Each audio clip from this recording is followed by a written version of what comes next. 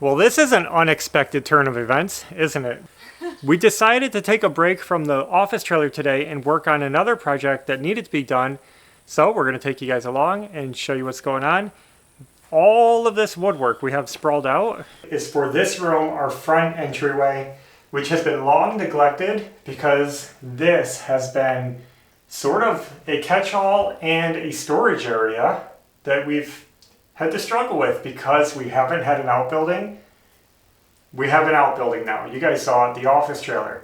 So we've been able to clear this out and get rid of stuff that we had in here. We just had boxes and stuff piled in here for way too long. Yeah.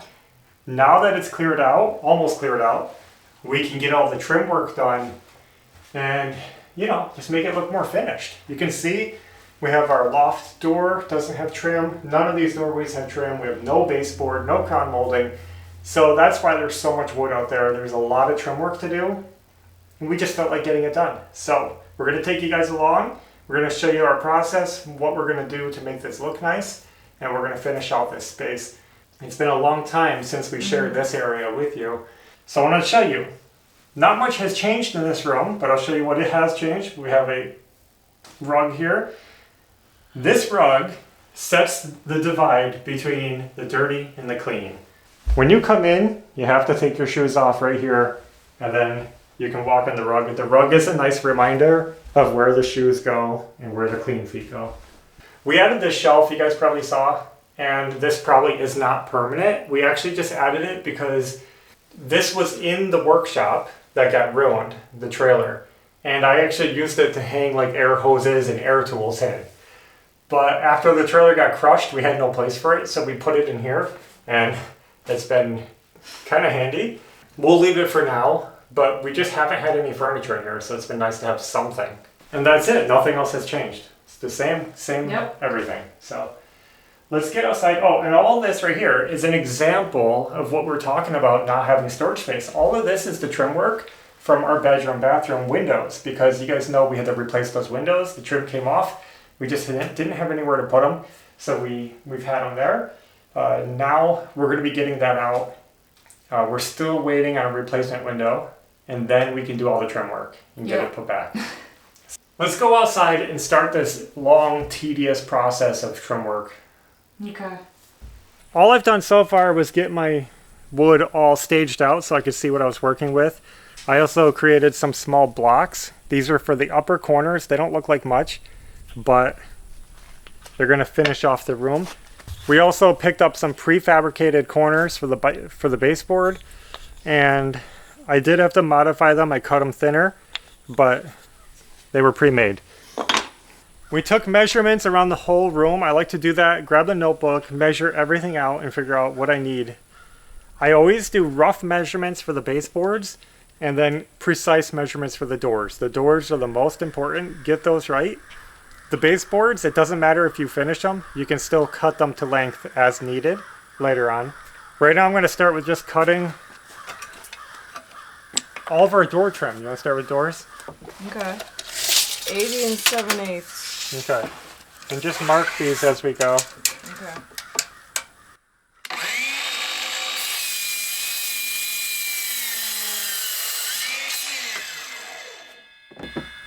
So this is it? Do you want me to mark these on the back? Yeah. So 80 and 7/8. I'll just put bedroom door. I believe so. That's the one you started with, right? Yeah. Okay. The what? This is going to be the other one. Okay. Do I need to clean up this end? Yeah, it's looking a little rough.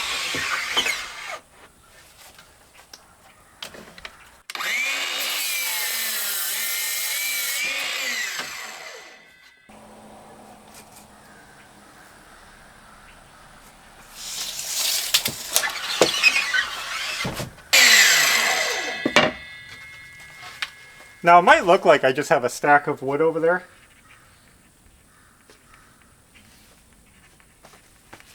But actually, I took a lot of time to sort the wood. I like to sort the wood by grain so that they match, because some grains are tighter, some are looser, different patterns, and I like a door to be consistent all of the way around. So I tried to do that the best I could.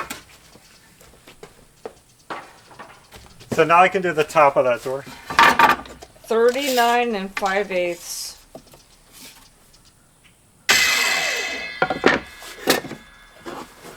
So the next one we did was living room.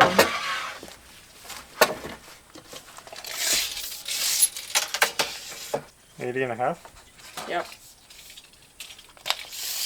Wonder why that one's shorter.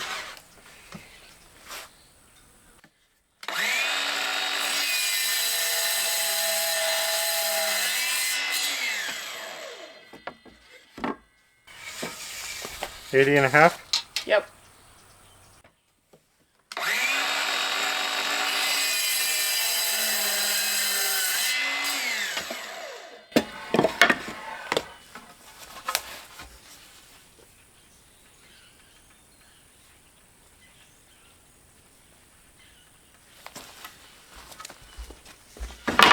We got all the main door trim done. Now we're doing the loft doors. 35 1/4.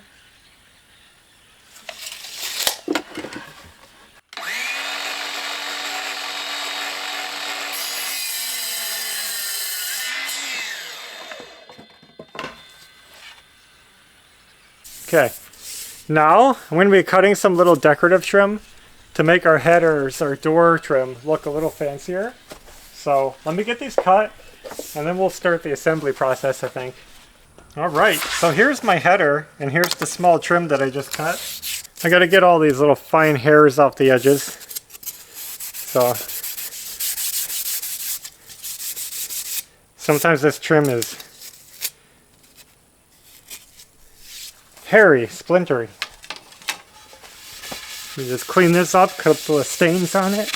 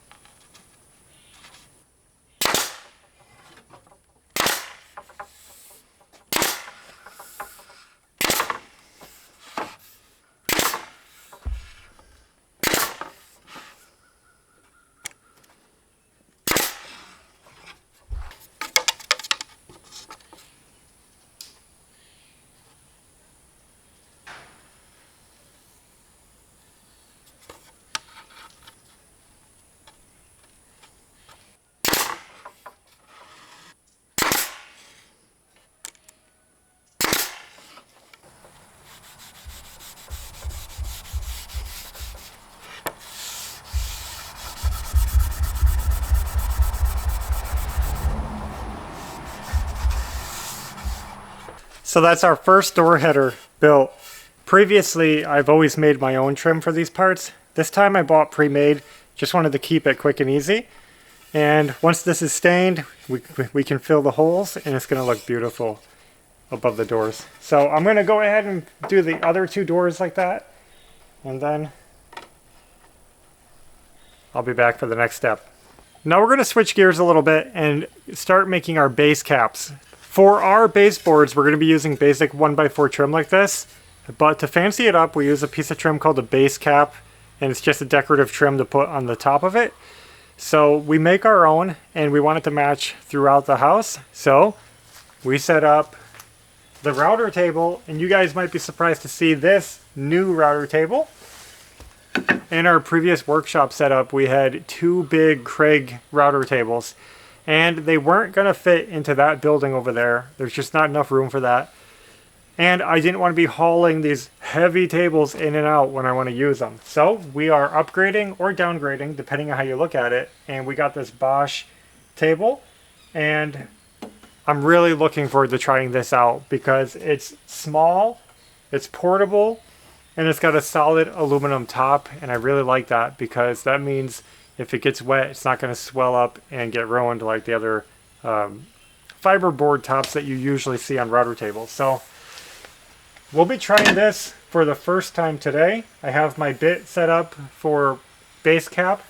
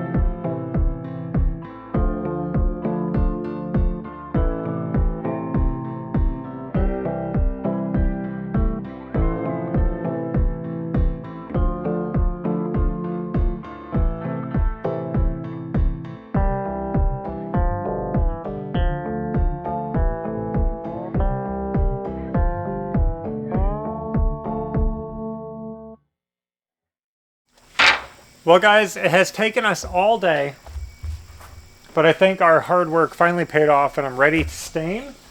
I'm just getting the last of the dust off of these.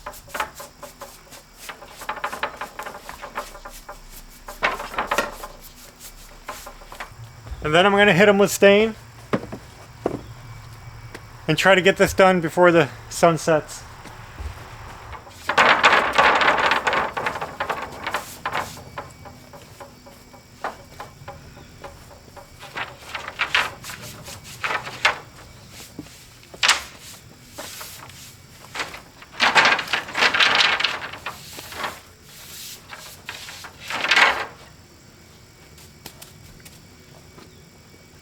Well, it's the next day, and check it out. I was able to get those stained up last night, but I wasn't able to do it before dark. I was working well past dark, getting all the wood stained, but it looks good. Except for these, because I'm going to be painting those. Those are different. But check it out, we got a lot done. Now that's just the stain. Now I have to go through, check out the headers, how those are looking. I don't know what to call these. Door casing, tops. We have to get the dust off these because they've been sitting out all night and now they're dusty. And we have to clear seal them. So I'm gonna see what I have. Probably pull out a lacquer, varnish, something. I don't know, we'll see, acrylic varnish. And after we get the first coat on all these, while it's drying, we're gonna work on a job that's been bothering me. So I'll show you what that is in a moment. Let me get the clear started. All right, I'm just getting ready and trying to figure out what I want to finish these with. I didn't really prepare for this step and I don't have much clear left. I have a tiny bit of some satin varnish and you guys probably want to see this. I don't know if you want to see this, but I'm not going to show this process because it's going to be me squinting in this bright sun, slowly and tediously applying clear finish to this wood. But that's what I'll be doing. And hopefully we have enough to go around. If I don't have enough, I'm going to switch to shellac. I have shellac. So I'm going to start with sections. I'll do the crown molding with a clear varnish. And if I don't have enough to go further than that, I'll go to shellac on the baseboard and door trim so that they are consistent with each other at least. We're getting down to the nitty-gritty, and I will tell you that this has been a slow process. Right now, I'm painting because we're done clear coating, so there are some boards that are getting painted, and we'll show you the whole plan for that when we get in there to install them. But just wanted to give you guys an update of what was going on and where we are at. I'm just painting this wood raw. Not priming it.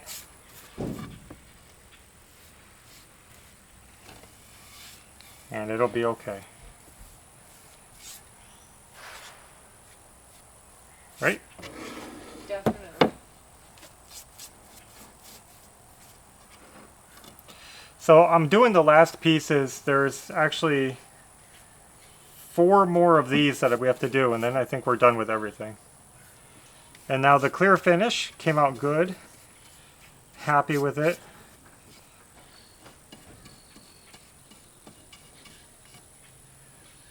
And then we'll get ready to install, which means I have to show you guys that extra job that I have to do. So I'll be right back. Once we are done with these, trying to get this finished nice and smooth.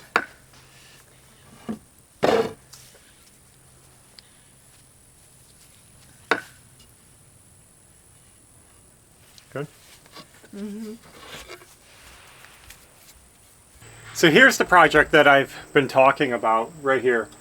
Since we were doing the trim work in our entryway, and that's going to involve going around this door on the inside, I've wanted to tackle something that I haven't been happy with, and that's the placement of this front door, because I feel like it's too high.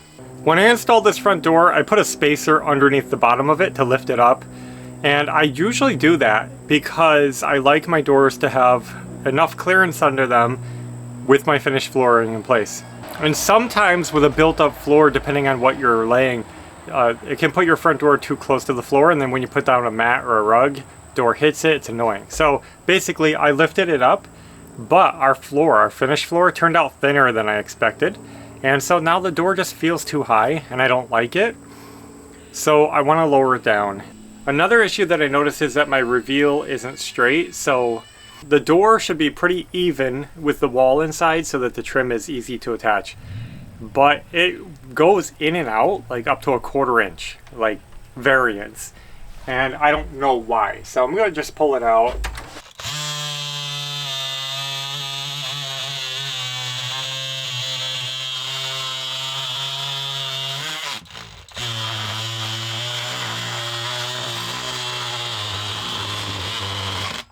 I just have to cut through that caulking.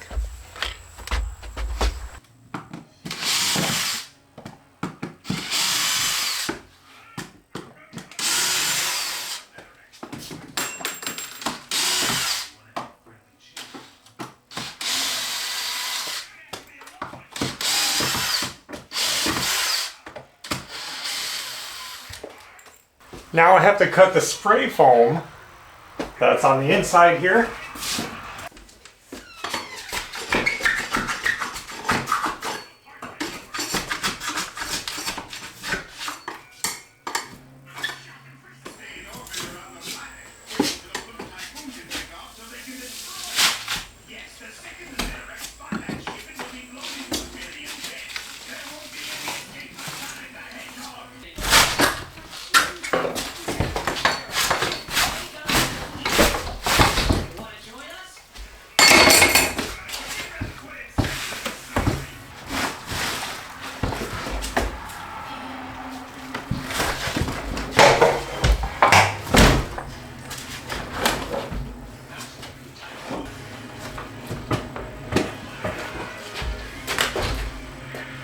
All right, we did it.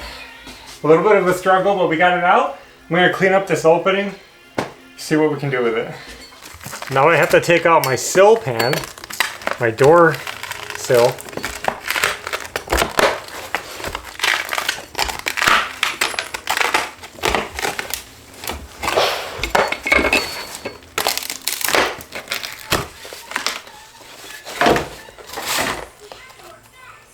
Yeah, well I'm saying it's probably not screws because I feel like I'd see them. I hidden under these parts.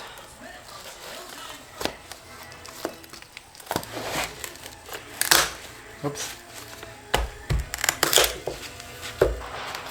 Oh yeah, there's a fastener.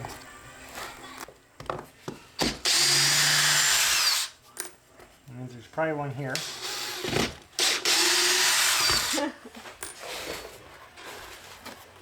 No, you need to put it there under these flat parts.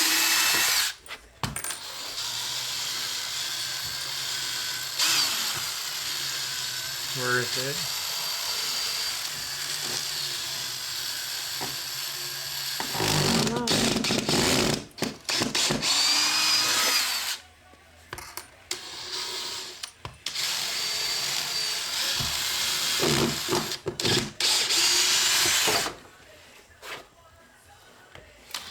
Can you go a little more? Mm-hmm.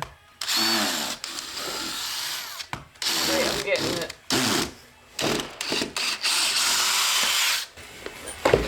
Now let's see if it comes up. Yep.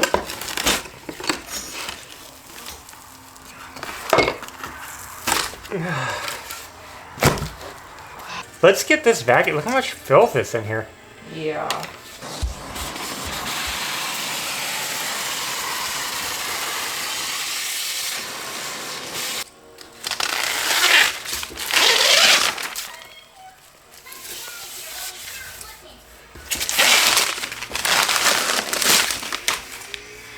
Right now is when somebody needs to be telling me to stop because I'm getting a little carried away and this job is getting bigger than it should be getting.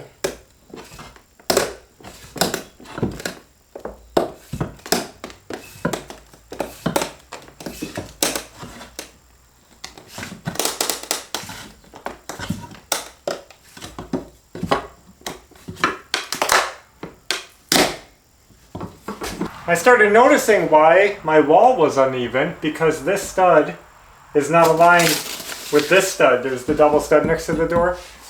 And these are original. These aren't something I installed. But they're basically like off from, so one is here, one is here. They're just off. And so that means it's making the wall slightly wider right here. Because they're holding the wood out further this way and holding the siding further out that way. So I need to get these two studs in line with each other. Do they have to be? No. I could probably work around it if I needed to. But I'm just doing what I know what to do.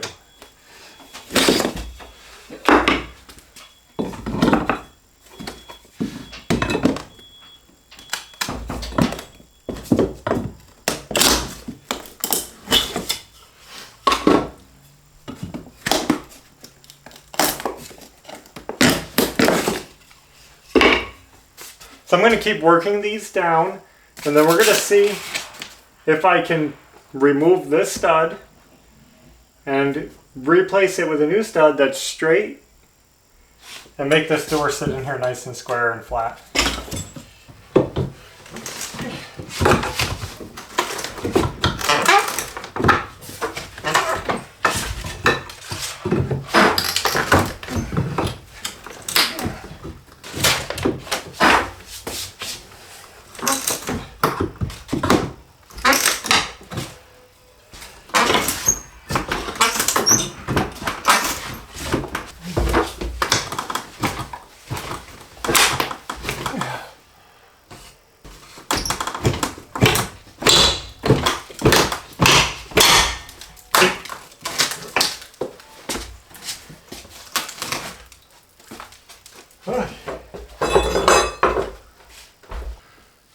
Well, this is turning into an all-day project, but check it out. The door is reinstalled.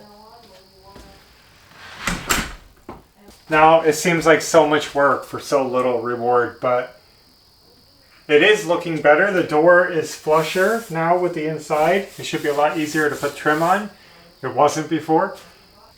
Now I have a major mess to clean up.